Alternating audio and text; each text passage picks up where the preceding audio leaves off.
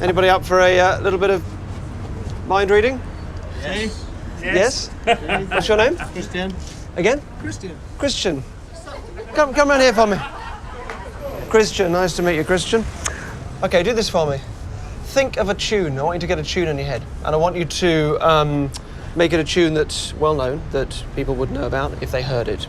All right? I'm going to ask you to play it in your head, nothing out loud, but sort of whistle it or hum it to yourself.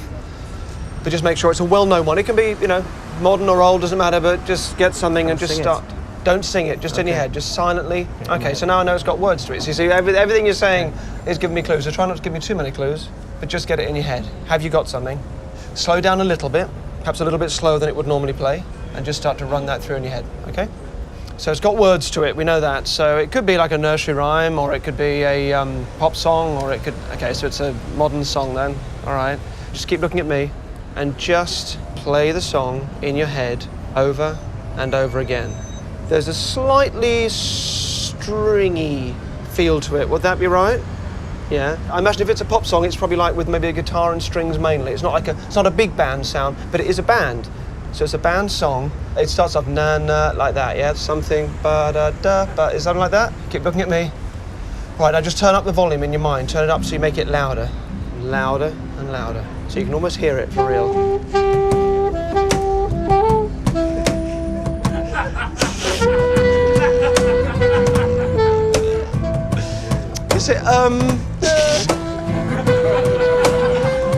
Is it the verb? I believe it is Rich Ashcroft. Is it the verb? Yeah. Is it the drugs don't work by the verb?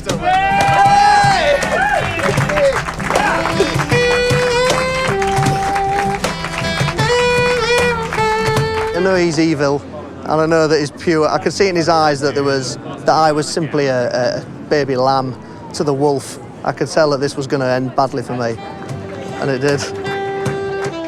I'm not evil, I just sometimes go to great lengths to make these things happen. Good. Let's rewind back through Christian's day before he went to the pub.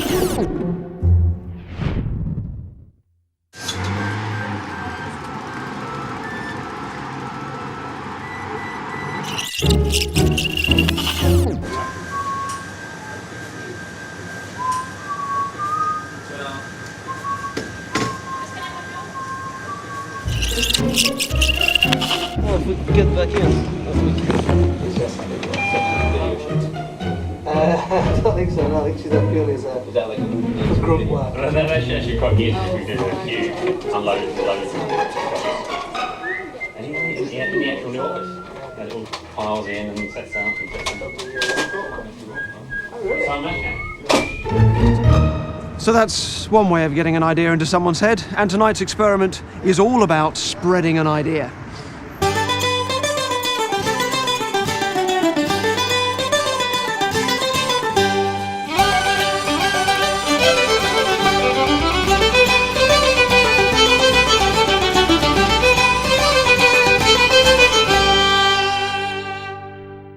Tonight's experiment is about what makes us lucky. Why do some people live lucky lives and others experience constant misfortune? What is this mysterious force, and can it be harnessed? Well, the subject of tonight's investigation is not an individual, but an entire town. This is Todmorden, a friendly town in West Yorkshire, and for the last 3 months it's been the location of a large-scale experiment to find out how we can make ourselves more lucky. An experiment that will end with one resident putting their life savings on the roll of a dice.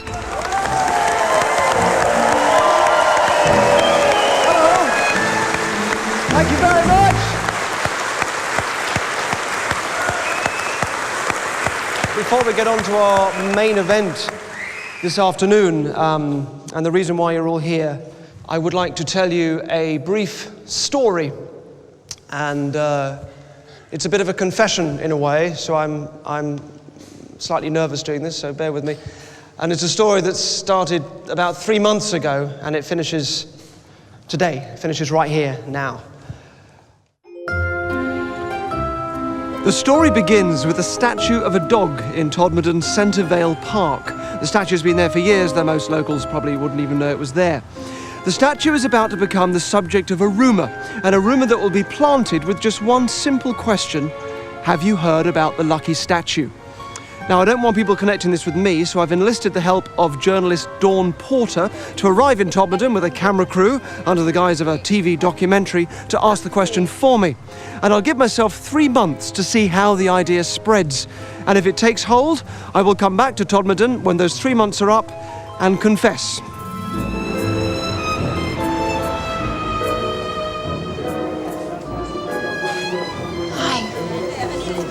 We're making a documentary for Channel 4 about luck. Luck. Have you heard about the lucky statue? I don't know anything about it. Never even heard about it, love. I didn't know anything about that. Well, I don't really believe in luck. No. You don't believe in luck? No, not really. You haven't heard of anyone that's used the statue? I can't even imagine that statue. Would you stroke it? I would do, because I need some good luck. Are you not a lucky person? Not at all. Have you heard anything about a lucky dog? Simply by asking the question, I was hoping that Dawn would sow the seeds of the rumour, and after a few weeks I would see if people were beginning to believe in the power of the lucky dog. And you too, take care, bye-bye. I feel like I'm going to leave here and there'll be lots of chats over dinner tables tonight about, have you heard about the lucky dog? So I feel pretty satisfied. I think I've done what I came to do.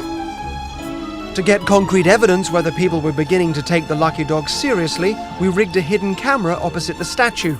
If there was any activity around the lucky dog, night or day, the camera would pick it up. One of the reasons I chose Todmorden is because it's a town that thrives on local mythology, tales of the supernatural and constant rumours. A lot of people know everybody else's business.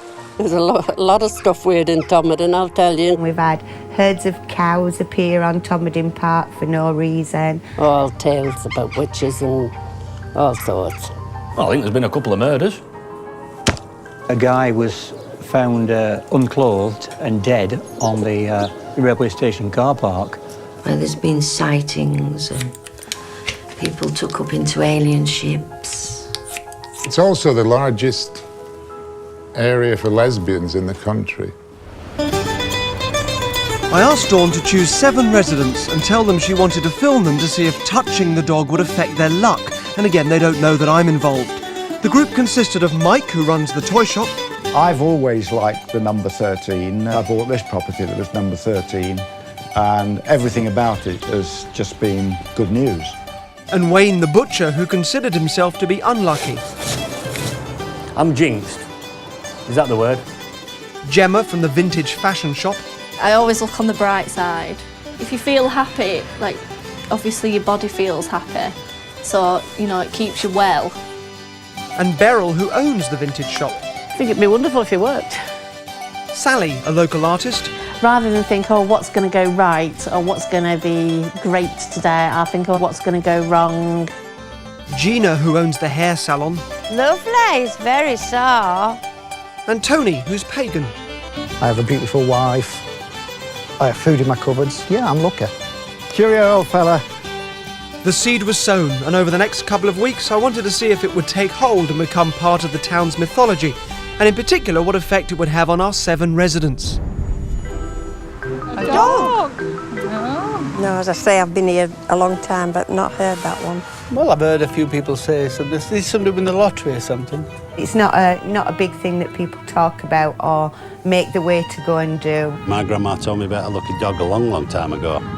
And that's all I know, really, to be honest. Okay, in Centrevale Park? In Centrevale Park, yeah. Apparently, if you stroke it, you get winning lottery tickets. That's ridiculous. There's supposedly a lucky dog in the park, statue of a dog. So the legend of the lucky dog was slowly beginning to enter the town's consciousness. Our hidden camera showed a trickle of people coming to visit the statue, but I wanted to find out if it was having any real impact. So I asked Dawn to go back and visit the 7 residents she chose who don't know that the lucky dog story is made up. Had they reported any tales of luck since Dawn's last visit? Mike from Todmorden's Toy Museum was first on Dawn's itinerary. So has anything happened since you stroked the lucky dog? Last week, this is straight after I stroked the dog, the first thing that came in the shop was an elderly lady that couldn't see me sitting down. She said, "Is there anybody there?" And plonked this black bag on the counter. And when I looked inside it, it was a 1950s Triangle Theatre. Quite incredible, you know, to get something so unique straight afterwards. Just plonked on your desk one day. So would you go as far as to say that the good luck that's come your way recently is because you patted the lucky dog? Who knows? I mean, it would seem so, wouldn't it? I say I'm not particularly superstitious, but there is something a bit special about that dog being there. The artist Sally also had some welcome news. Well, I've had a few lottery wins. I'd never win the lottery. But the best thing is, when I saw everybody the first time and I struck the lucky dog, I was applying for a job. And today I had the interview and I got the job. No! Yeah, Oh, so how lucky is that? Oh, congratulations! Yeah, I feel really privileged to have the job. Tony the pagan had found that new work opportunities had opened up for him. So I gave the dog a pat, I gave it a stroke, and I started making these. It's a druidic ceremony staff. What they'd use them for is some form of pagan ceremony. You know, it calls, you can use it to call the ancestors, you can use it to point. Dawn then went to see Beryl, who also had some lucky news for us. You only patted the dog yesterday? Wednesday. Wednesday? Yeah. And you've already won tenner on the lottery? Yeah, I won it that night. And at the same time as getting a trim, she popped in to see Gina. To my amazement, I won on what's called a bonus ball, and I won £48. It makes you think that, you know, who knows, there could be something with that dog in there. Two people with contrasting attitudes to luck are Gemma, the fashion student, and Wayne, the butcher. Wayne perceives himself as being very unlucky. Luck? If it weren't for bad luck, I wouldn't have any. What have I done? I was driving down the road, and my windows were down, and someone shot me with an air rifle and right inside at nose. I lit a gas cooker, that blew up. Oven doors blew open. What else? Oh, I went to help father with his sheep and catch one, and that run me over and broke my hand. Lucky me, very. But as for lucky in family, it's my brother, Sean, that's usually does most of the winning on everything. How much did you win at Legion on cards? 700. Right, £660 on that one. Irish Lottery's won twice, that's £500 odd both times. So, what will be, will be. What will be, will be. Wayne has a fatalistic attitude. Is that what makes him unlucky? It's a very different attitude from that of Gemma, the window dresser. I definitely want to do something with visual merchandising, which is like merchandising a full store. The place where I'd love to work at is probably Harvey Nichols, really, because of the artistic windows they do. If an opportunity came up, I'd definitely grab it if I could. You know, say someone said, oh, if something were going on in London to do with fashion, I'd go down there straight away and, I'd drop everything. So Gemma and Wayne have opposing attitudes to life and luck. Bad fortune for me. No, it's been a quiet week. Good fortune for my brother, because he just won another £150 on the lottery. There you go. But I wanted to put this to the test and find out if Wayne is simply missing opportunities. So we set up a little experiment. First, a fake scratch card made up by us. It's 7:40 in the morning, very early. Wayne the butcher arrives at his butcher shop at 8 o'clock, and Derren has asked me to drop this scratch card in the door before he gets there, with a bundle of other leaflets. Idea being, he'll either look at it and discard it, or look at it and scratch it, and if he does, then he's going to win a telly.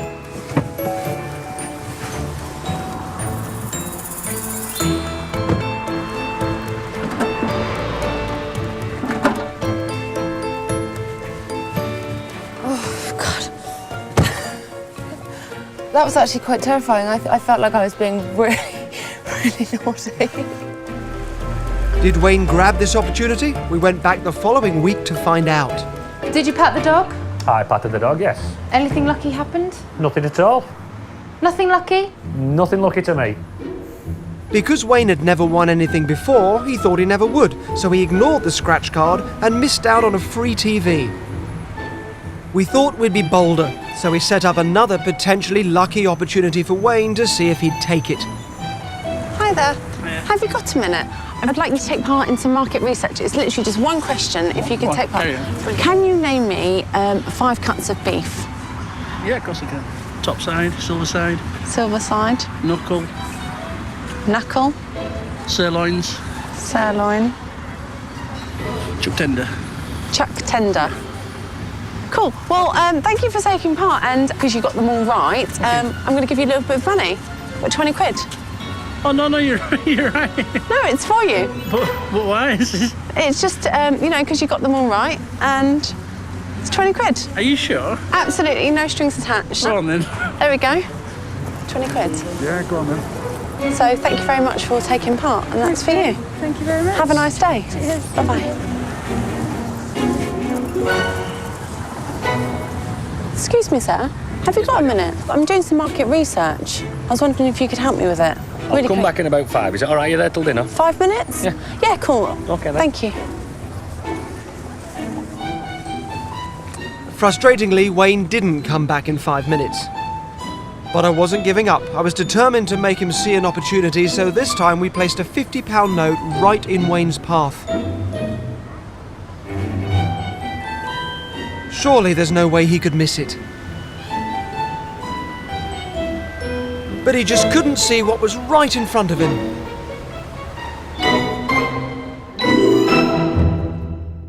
Whilst Wayne was still missing opportunities, our secret camera showed an increase in the number of people touching the dog, including a couple of people who seemed to be rubbing their lottery tickets on its head. I wanted to see whether this was having a measurable impact on people's luck, so I got Dawn to get together the people who believed in the luck of the dog and invited them on a day trip to Blackpool to test their luck on the arcade games.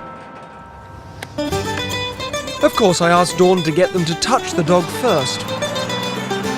Along for the ride was Sally, the artist, Gemma, the window dresser, Beryl, the vintage shop owner, and Gina, the hairdresser. I went along myself to observe them playing. Wearing my standard minor celebrity disguise, I was able to mingle with them to see what happened without them knowing I was there. I expected to see them win an average amount but just feel they were luckier, but they did actually win more. Somehow, their belief in the lucky dog was creating a state of mind that was making them win.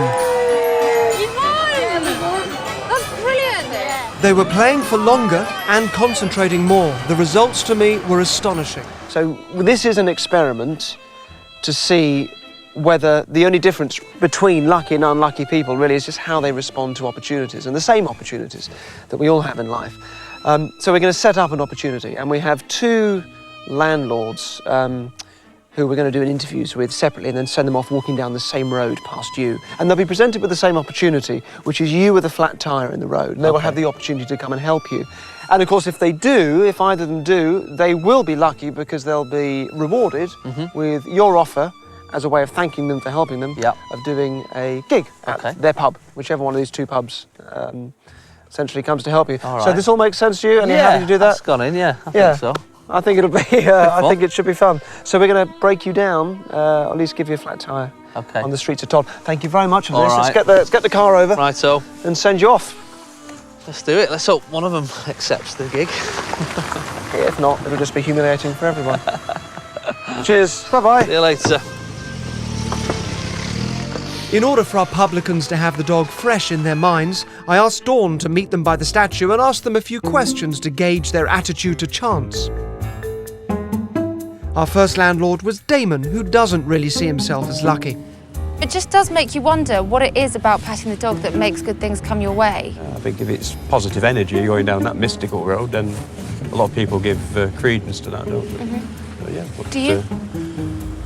I'm on the edge of that, shall we say. So Damon didn't quite embrace the idea of luck, but at the same time he didn't dismiss it. Jason and a member of our team who was playing his assistant were in position with a flat tyre, and I found a safe spot so that I could watch the events unfold. Just let me know then. I've got him inside, I can see him. Excuse me, you don't know how to fix a tyre, do you, on a car? I've got a slow puncture and I've no idea how to. There's a garage just round that corner.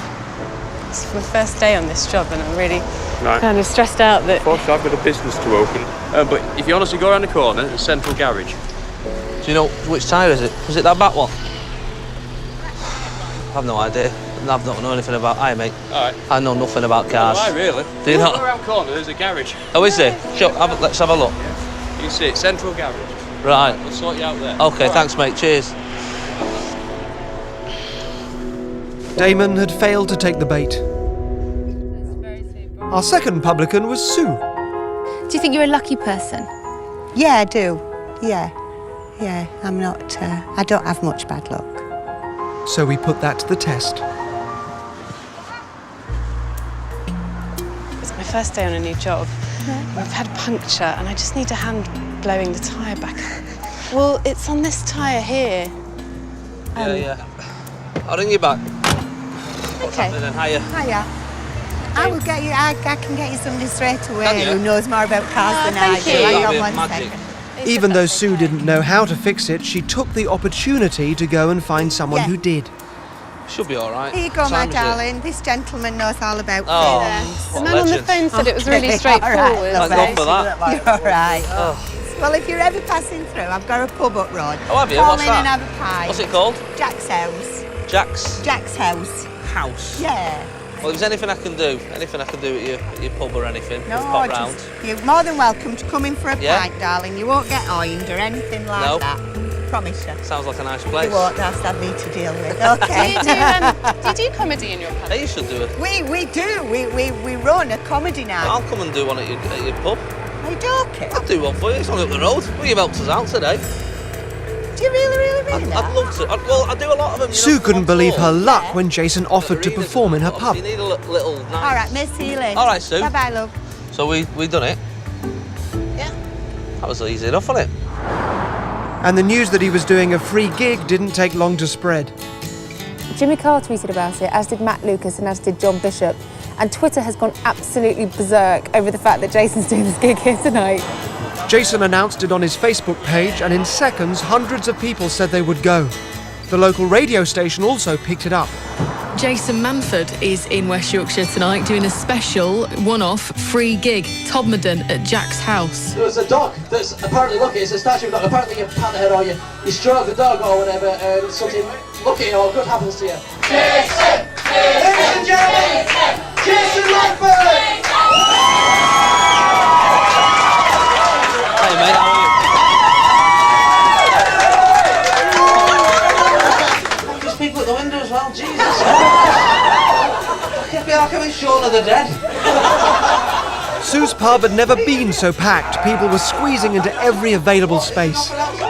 And after Jason's 40-minute set was over, customers had to help her serve the hundreds of people wanting drinks. Sue had taken an opportunity that had a built-in luck factor, something she didn't realise at the time. But by being open and embracing the opportunity, she created her own good fortune. Sue and Damon had the same chances to maximise their luck. Same opportunities, different lives.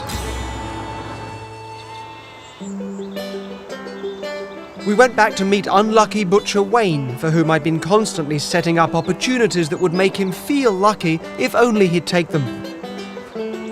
So far, he hadn't noticed any of them, so next time I opted for something a little less subtle.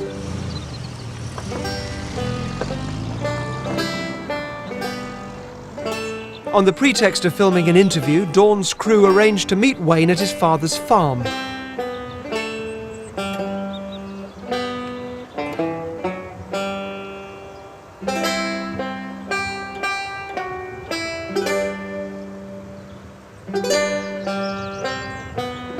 Did Wayne see it? If he did, he chose to ignore it. Undeterred, we kept following him.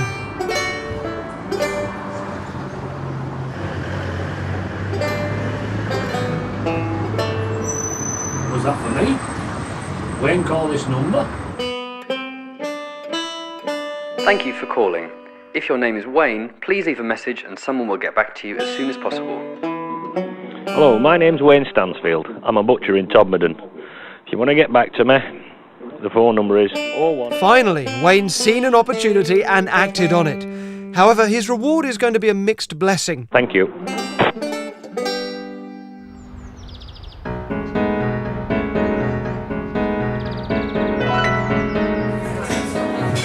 Been in Todmorden for 6 weeks now, and finally The story has taken hold and we're on the front page of the Todmorden News. It's just one of those things that seems to have snowballed and taken everybody with it. People chatting in the market about it, on the local online forum. It's said, if you go pat it on its head, it brings you luck. It's been going on for years as this. But it's bringing people to the town now. People are coming here to see the dog. Yes, I did pat the dog on Tuesday. I'll go back and pat the dog again, see what more luck it brings me. So I'm just checking in to see if anything happened. No good luck. I've had bad luck. My pipes have bust at home and made a mess of the front room. Word was continuing to spread outside of Todmorden, and a journalist from the Halifax Courier arrived to interview the locals. And had you ever heard of this local legend before? No. And would you say you've had luck since you've touched it? Definitely. Watching the belief in the dog spread, I was fascinated to hear what a psychic would make of it. So Dawn asked Sally Morgan if she'd like to come along and give her views. And you feel energies here? Oh. As soon as I got out of the car. This, if lucky, can get people to focus their mind in a certain way that creates, I believe, this positive energy, then great. We want Lucky here. The person that loved him, I think that spirit is here. Lucky happens to be sitting right smack bang in the middle of this vortex, you could say, of energy. I've had a real streak of good luck, personally, and in my work environment as well. The local radio station interviewed Dawn about the lucky dog, and during the show several people called in about the luck they'd had since touching the statue, including Mike, the toy shop owner. The first time, I wished for my wife to be well so she could go on holiday. And she got well and drove herself to Scarborough and had a wonderful holiday and came back okay. Amazing. To bring you completely up to date, I had my accountant's bill, which I couldn't afford to pay. It's £384. And I made £400 in a week, which is the most. That is the most I have ever made in a week. Almost to the point of feeling a bit uncomfortable about it. My dad's going in hospital tomorrow, and I'm going to cry now. No, Stop it! no. He's going for an operation tomorrow, and we thought, go and stroke the dog. It'll all help. I didn't want anyone to get hurt as a result of my experiment, so as the 3 months were up, I knew what I had to do next. Hi, Derren. Hello. It's really beautiful, isn't it? It is beautiful from up here. So I've spent quite a lot of time here now. I think it's probably time for me to take over the reins. I think so. It feels like the story has really grown now and become really something beyond our immediate control. Yeah, it has. I mean, to think that I got here however many weeks ago, and now this rumour has taken on a life of its own, and it's just escalated into something quite big. It is tricky, isn't it? So I remember Mike, the guy that rang you up when you were on the radio show. Yeah. You know, he's really taken something from this, and it's difficult with that to think, if I explain to him what's really been going on, will that take away from him? Will he turn a very positive thing into just feeling duped, which would be a real shame? Will he start to feel his luck's now undone, and then will that change his experience? And it's just difficult, isn't it? It's a tricky thing that I've got to go and do. All right, I think it's probably time for me to go and introduce myself. Good luck. Thank you very much. Thank you for everything. No problem. Bye. Right, bye-bye. Bye, Dawn. So, quietly one morning I arrived in Todmorden, and the first thing I knew I had to do was visit Wayne, the butcher. So I'm going to go in and talk to Wayne, there he is, and show him what we've been up to over the last couple of weeks. I wanted to show Wayne that his bad luck was really just about missed opportunities, and that things could have been very different if he'd been more open. Look at this. So you called the number? I did. That was me. Was that you? That was me. Dawn said that you considered yourself to be quite unlucky. Well, yes. So, with Dawn's help, I got her to just set a few things up with you, and I want to show you tiny little bits that we filmed that you're not aware of. Because, so if you hadn't called the number, you wouldn't be doing this now, but you did call the number, and it took a great big truck for you to finally it was a big truck, notice this. I jogged his memory about the scratch card. Derren has asked me to drop this scratch card in the door. So it was a fake scratch card made up. If you scratched it, you'd have won a TV. The market researcher. If you'd have stayed, this is what the market research was. Can you name 5 cuts of beef? That would have been it. Okay, because you've done all 5, absolutely no strings attached. That's for you. So we did that all day. After that, we put £50 on the floor. We thought, you're not going to miss that. Oh, yes. Yeah. So look. I explained to Wayne that I felt the difference between being a lucky person or an unlucky person is just about taking opportunities that can lead on to something else, and that we make our own luck. So look, I hope you got a little bit of blood in me. Thank you very much, Wayne. No very problem. nice to meet you. Well, I know people miss things, but I didn't think I'd miss so many. But like you say, if they come up again, I'll give them a look in at. Now I needed to find out once and for all if we really had, bizarrely, created a lucky dog. So in the spirit of open-minded inquiry, I decided to put the dog to the test. And I wanted the townsfolk to suggest what form this test should take. So I'm in Todmorden Cricket Club, about to meet with some of the villagers, and of course it's the villagers that we've been filming as part of this documentary, although they don't know that that's anything to do with me. And I want to talk to them about whether there's some way we can test the dog. Hello.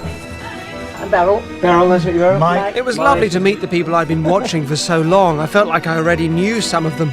And they were full of ideas as to how to put the luck theory to the test. A casino or dice or type thing if it's inside the town hall. It could be. Your roulette wheel type red and black thing. Mm-hmm. So you're 50 odds each time. Dice, it's simple.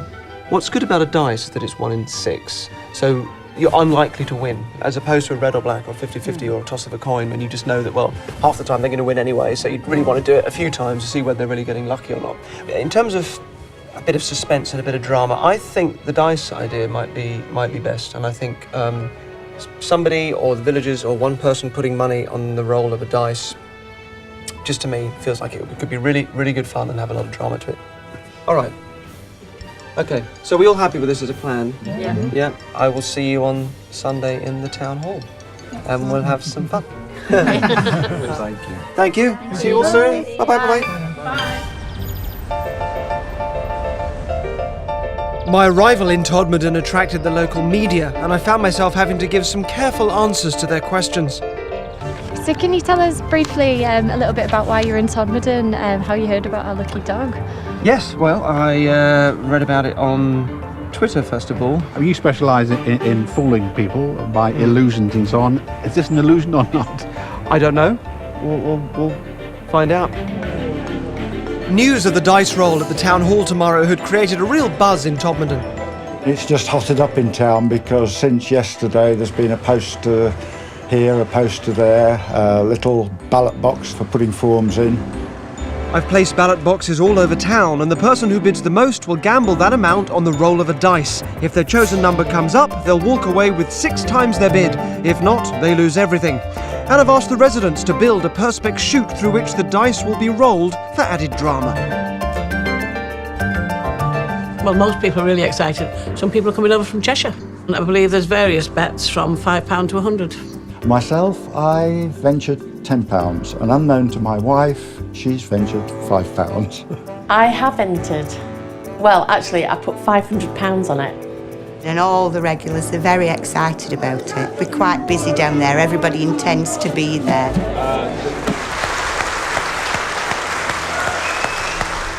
So a few months ago, I thought I would try an experiment, and I thought I would start a rumour.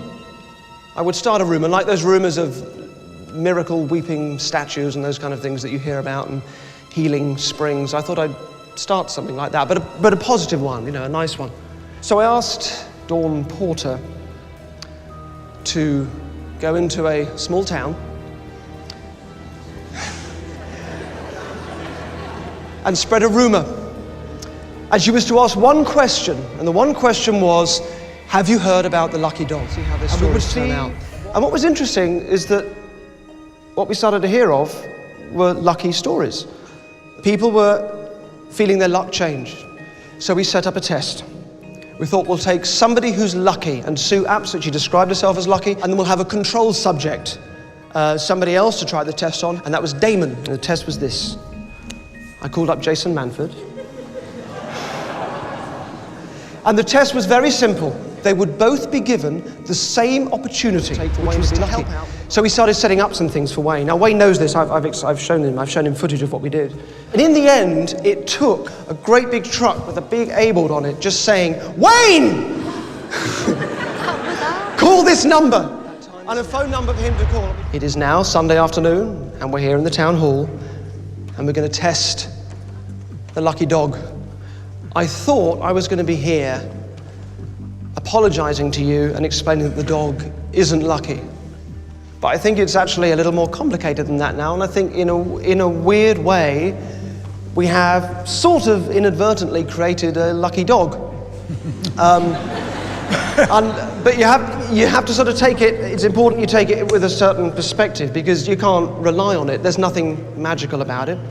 But what does seem to happen is that if you embrace the idea of it, that you touch it, you pat the dog, and maybe if something changes in you, then you start to approach maybe life a little bit differently. And to me, it's always far more interesting and worthwhile and fascinating and rich and resonant and beautiful when it's about us as human beings and not some made-up superstition.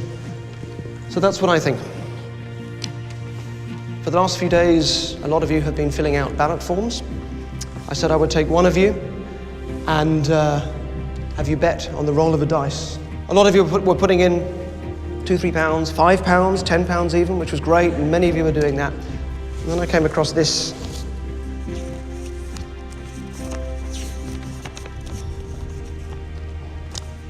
£1,000.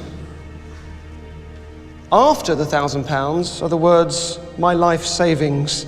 That person, and I can't tell you how much this moved me when I read it, is Wayne. First of all, I just want to check this is genuine. So what happened? The opportunities I've missed off the video you showed me, I thought, well, this is an opportunity, go for it. It's a 1 in 6 chance. In other words, if you put in the £1,000, you will get, and you win, you'll get the £1,000 back, and then £5,000 from me, turning your 1,000 savings into 6,000.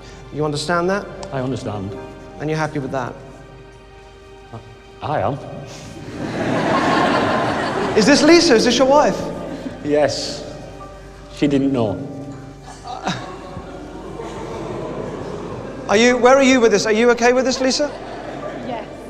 Well, in that case, get yourself up here, Wayne. Let's give Wayne a hand.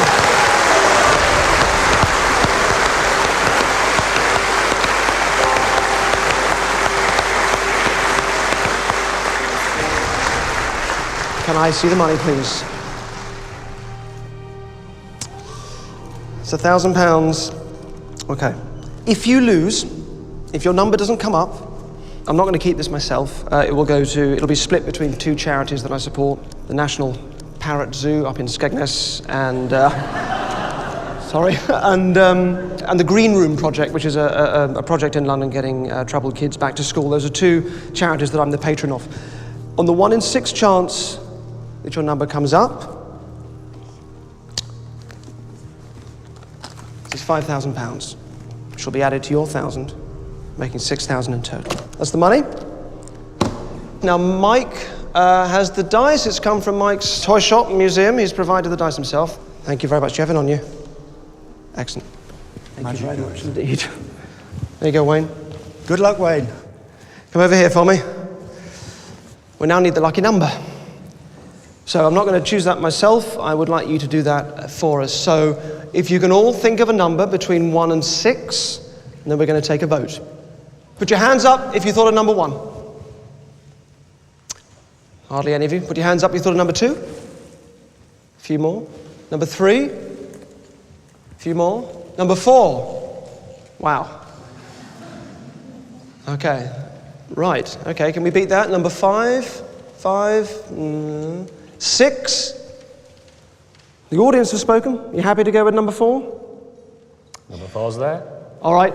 The number 4 is our lucky number. We now reveal to you, as assembled this morning by some residents of Todmorden, the lucky dog dice chute.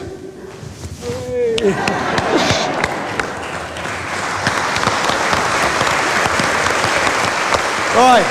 I'll never get down that. Now you can probably just work out how this works. There's a bowl here at the end. The dice goes in the top, and it rolls all the way down and comes out into the bowl. Now, before we do this, Lisa, Wayne's wife, can you come up as well? I'm going to need you to give us a hand too. Let's give Lisa a hand too to come up. Wayne's daughter's here as well. We'll get the whole family up. Thank you very much. We want to bring these step ladders around. So if you want to grab that side of it there. No, don't you dare. All right, I'm going to come around here. Okay. One more question for you, Wayne. Starting now, starting with this next roll, which will take us the first roll, you've chosen the number 4. Do you want it to be on the first roll, the second roll, the third roll, or the fourth roll? The third roll. The third roll, okay. So on the third roll, we are hoping that it will come up as a number 4. Are we clear on that? Yeah? Okay, Wayne, get ready. Lisa, if you can call out the number. Drop.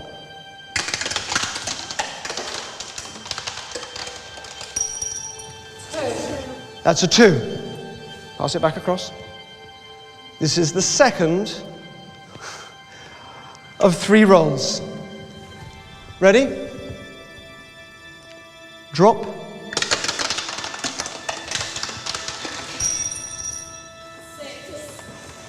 It's a 6.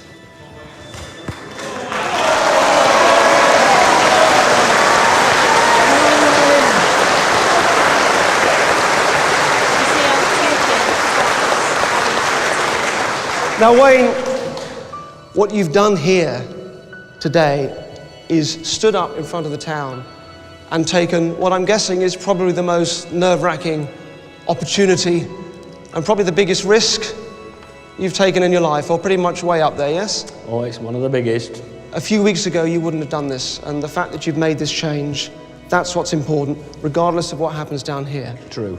All right? Okay. Then with that in mind, with your life savings on the roll of this dice, and we want a 4. In fact, let's have a countdown. Ready? 5, 4, 3, 2, 1, 0, drop!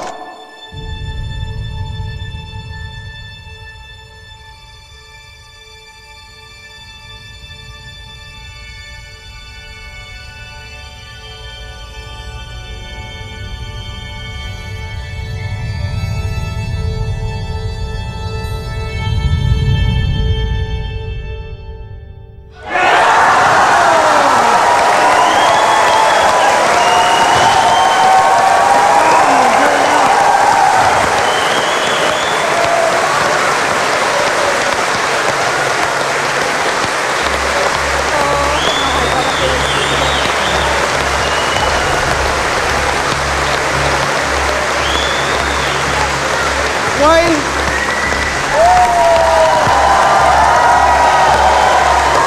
Hang on to that.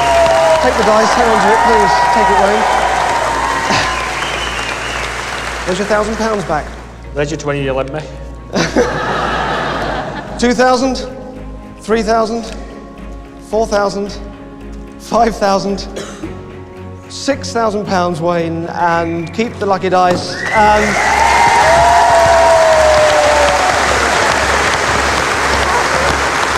I don't know what to say, but it's fireworks at 8 o'clock in Centrevale Park, so bring your friends. Thank you for coming.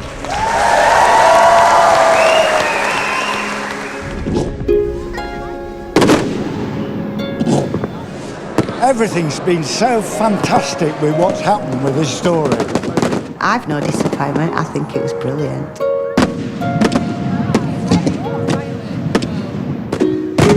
Who knows, 50, 60 years down the line, it may still be a lucky dog. Yeah, it were a good thing, even though it were not real. Good things came out of it.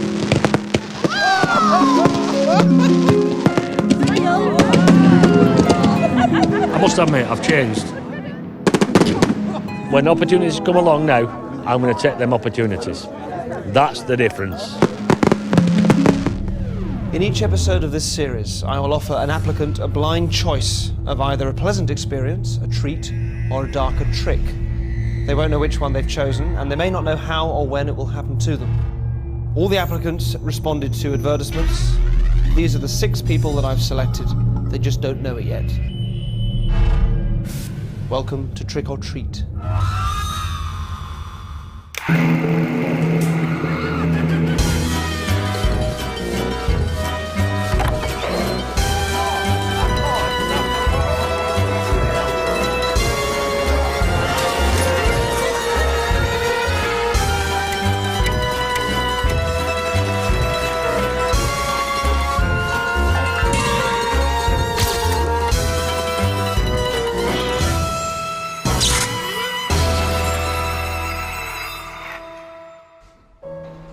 Tonight's applicant is Ishani, a 21-year-old student who lives in London.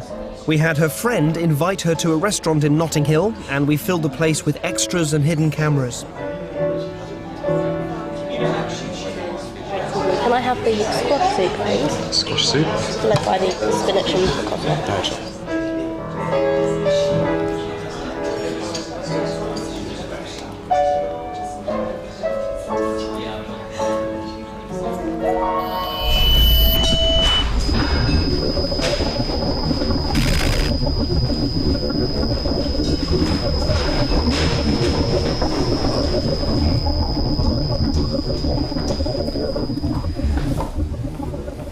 Hello, Shani. Hi. Hello. So you've applied to be part of the show, Yes. and I'd like to say we'd love to use you. Okay. Okay. What happens to you depends largely upon your choice of one of these 2 cards. All right? Okay. Now, one of them says trick. Okay. All right? And one of them says treat. Okay. All right? If you pick the treat card, then what happens to you will be something lovely, be something very nice. If you pick the trick card, it won't be. It'll be something that is unpleasant and could be quite dark. Right. Would you like to play? Yes. You would? Excellent. So, I need you to sign your contract, which kind of allows us to do anything we like with you. Okay. So we take that, have a little read through it, and if you can just sign your name at the bottom for me, that would be great.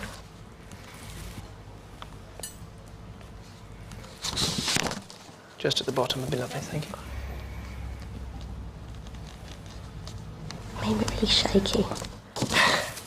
Lovely, thank you so much. Lovely signature.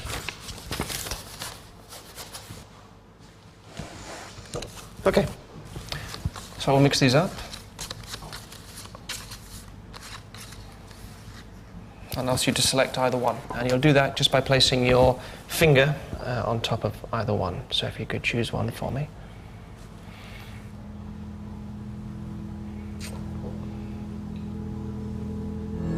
Okay. Yeah. Thank you very much. No, that's terrific.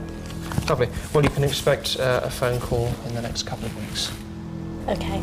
There's your plate back. Thank you. Thank you. Thank you very much.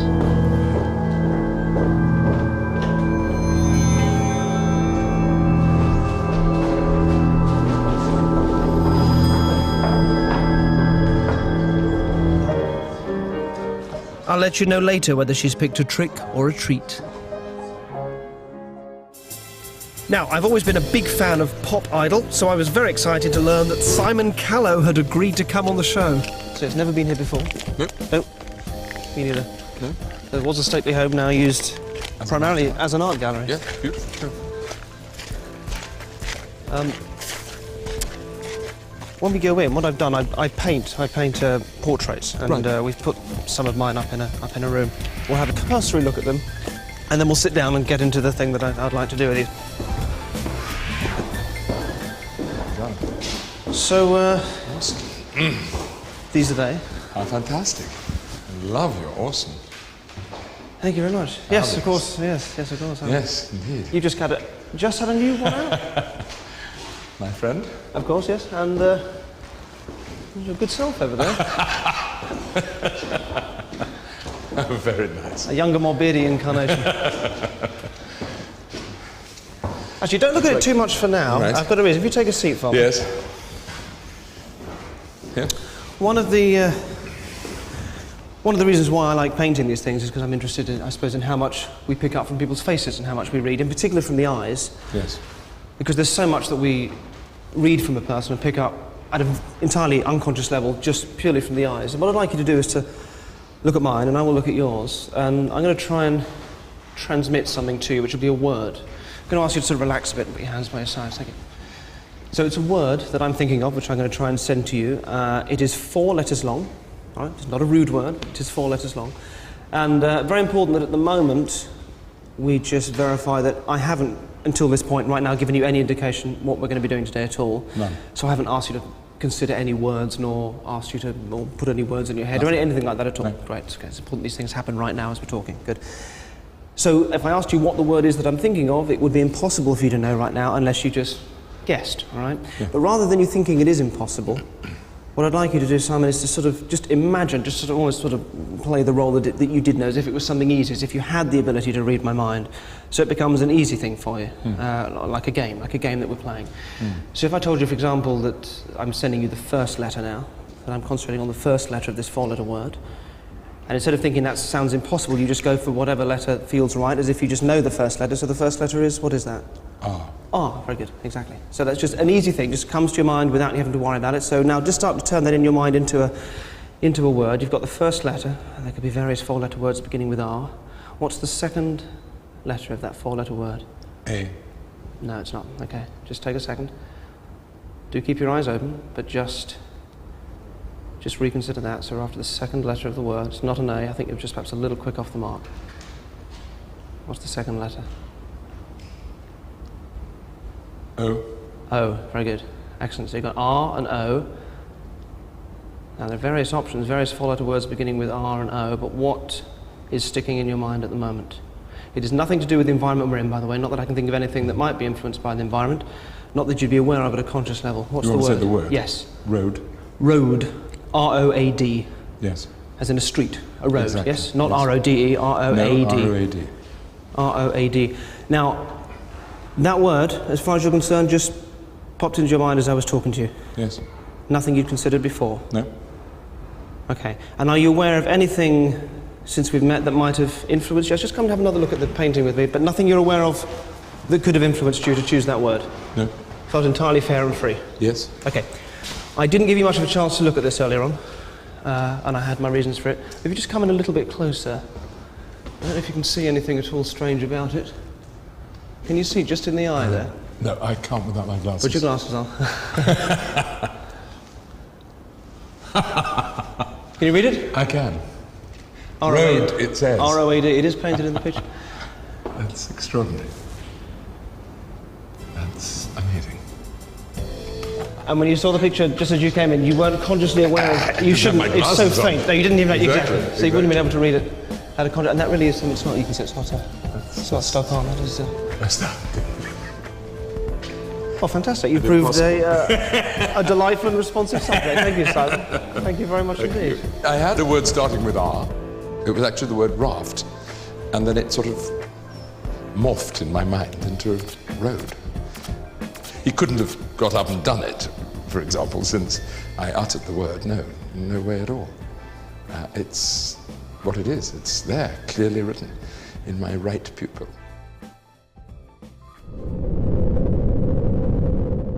I have Ashani come to meet me so that I can tell her what's in store for her. I know from talking to her that she lacks confidence and is becoming disillusioned with her college work. This will form the basis for her trick or treat. I'm very up and down with it, between getting really inspired and really defeated. I need her to forget everything she's learned so far about her own abilities. I can then start to rebuild her confidence and create a real positive state in which she believes anything is possible. Become something very powerful. Can you play the piano? Basic. Okay. Would you be prepared to embarrass yourself usually by giving us a sort of shot? Go on.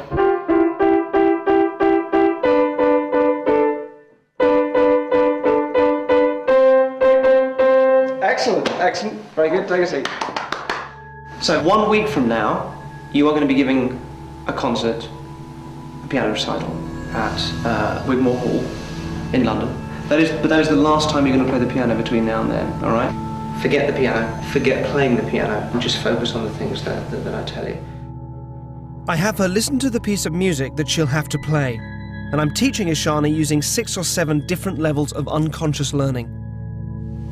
So the music becomes something that you feel inside of your limbs, inside your head, along your arms. We continue to monitor Ishani to ensure she's doing the exercises I set her. 1 week from now, she'll have to play at Wigmore Hall, the famous chamber music venue. I'm really looking forward to it, but the kind of thinking part of me would really like to know what's going on. There seems to be something missing. After the sessions with Derren, I don't really remember that much. I don't really think about it. I really haven't discussed it with my friends. I suppose they're slightly concerned that I'm spending hours with a crazy mind control guy and I don't remember what's happening.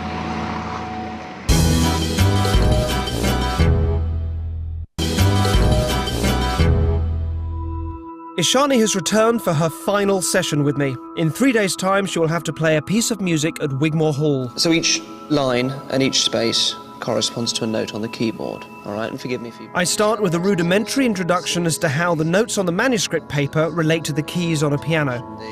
E, I'm going to go F on that. You take a mental photograph of each page. Throughout the session, I continue to use a variety of subliminal techniques to develop her skills. It's just about forgetting everything, forgetting playing the piano, and just allowing yourself, just focusing on that area around your finger, storing and archiving.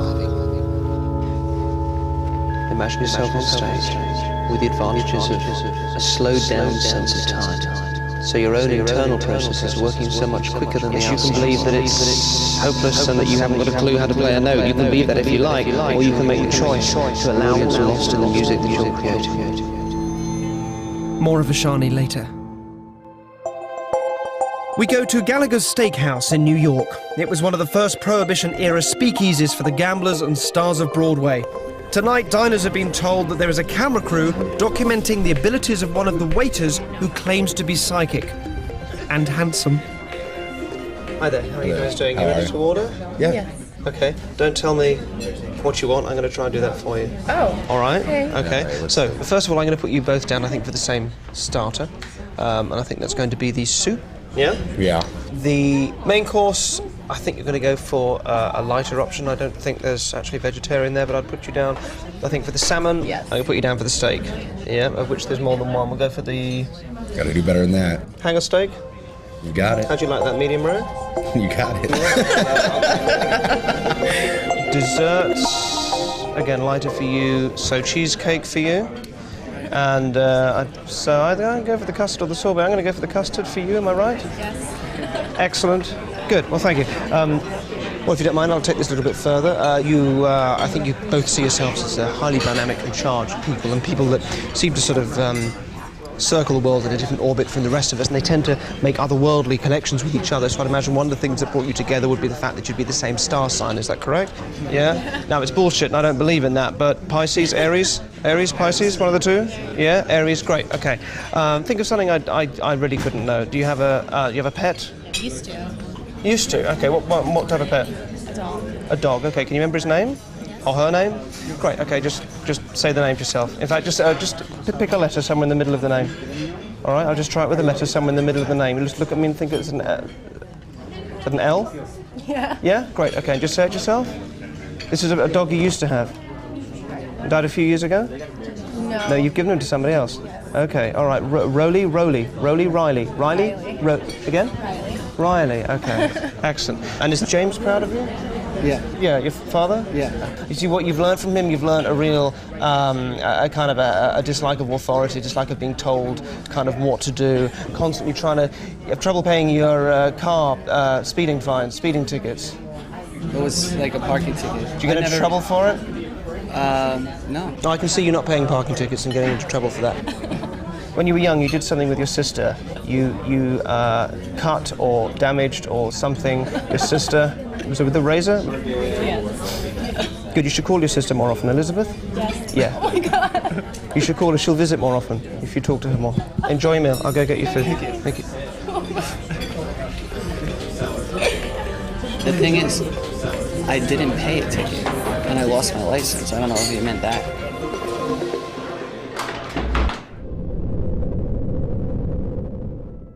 It's the morning of the piano recital, and my first session with Ashani was only just over a week ago. She still isn't sure whether she chose a trick or a treat.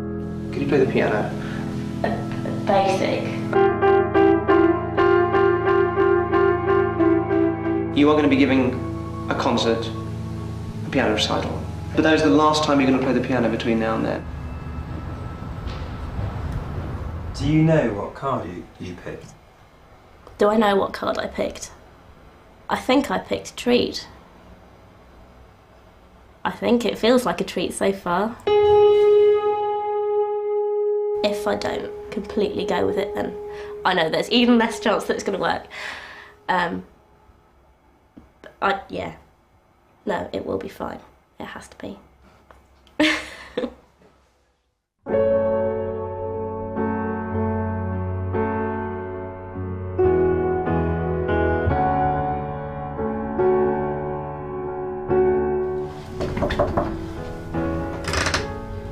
Hey, hello, you decent? Yeah. Okay, we're just going to come down and have a quick look at this. You look amazing. Thank you. Look amazing. How are you feeling at the moment? All right, a bit shaky. Okay, yeah, you seem a bit less confident than... Yeah, it's kind of deteriorated slightly since I last saw you, I think. Let's go down and have a look at the stage.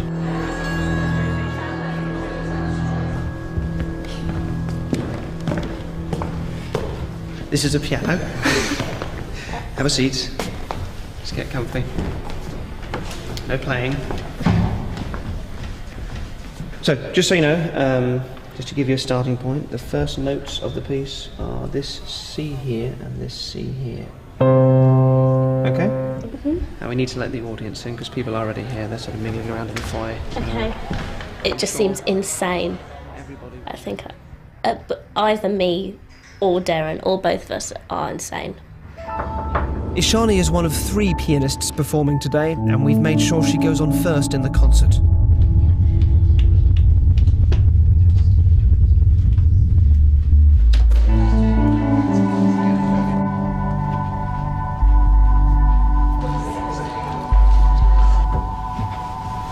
How you doing? Not great. Oh, really?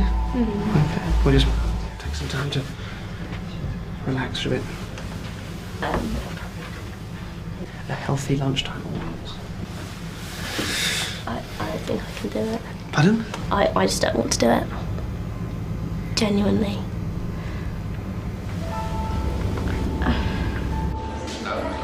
That nervousness, that adrenaline will, you know, it will aid your performance. You'll be fine. Just trust it. Sit down. Start playing. It'll all come. This is a sophisticated lunchtime audience who regularly attend recitals and are used to a very high standard of playing.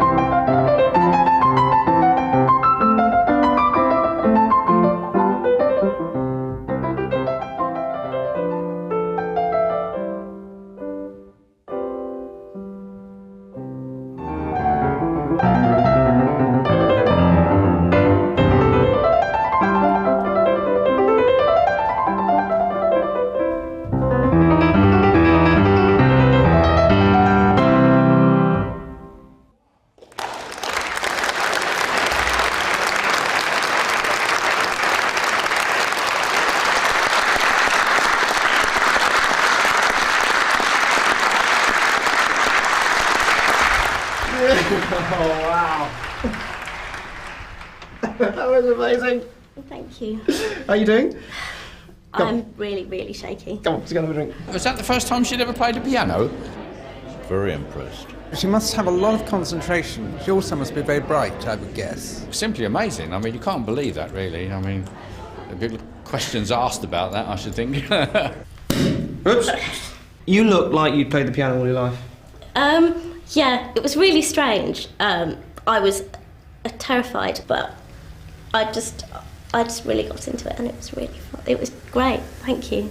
Thank you. And it just felt natural and normal when you were doing it, or were you like, what the hell are my fingers doing? Or no, it felt like I'd played before. It felt like you'd played a million times before. Yeah. Excellent. Well, cheers. Thank you. Cheers. You did play amazingly, and the real reason why you played amazingly tonight is that you have actually played all your life. You've been playing since you were tiny. You've played all your life, and you are a very good pianist. The reason why I did this was because when I first spoke to you about playing the piano, you told me that you were sort of a little jaded by it, that when you were 7, you were able to play, and it was something exciting and powerful. Yeah, take a drink. Something exciting and powerful and positive, and that as you'd grown up, it'd sort of become something you'd kind of lost that excitement and lost that connection with. I'm very up and down with it, between getting really inspired and really defeated. All the practice that I've taken you through wasn't really to teach you how to play the piano in a week. It was to do the opposite of that. It was to undo all the teaching that you had and to make you forget how to play the piano. Forget the piano. Forgetting everything. Letting go. You haven't got a clue how to play a note. Forgetting playing the piano. It's not about that. And when you weren't with me, I always made sure you were unaware of what I'd been doing. After the sessions with Derren, I don't really remember that much. I don't really think about it. From now on, every time you sit down in front of a piano and start playing, your mind will take you back to this day. Okay. And reconnect you with the excitement that you had when you were 7 that you'd lost as you were growing up. Okay. And that was your real treat. Okay. But thank you so much for trusting me and going with it and going out there and doing it, because I know in your head you'd never played before, and that was so brave of you, and you're fantastic. Thank you so much. Thank you. Thank you so much. I'm so proud of you. Thank you. You've got an amazing talent. Thank you. Since the concert, I've been very, very, very excited, just beaming all the time. The experience has made such a big difference. I had an exam quite recently, and I got the result, and it was much better than I had expected. It's definitely been seen as a positive thing by my tutors.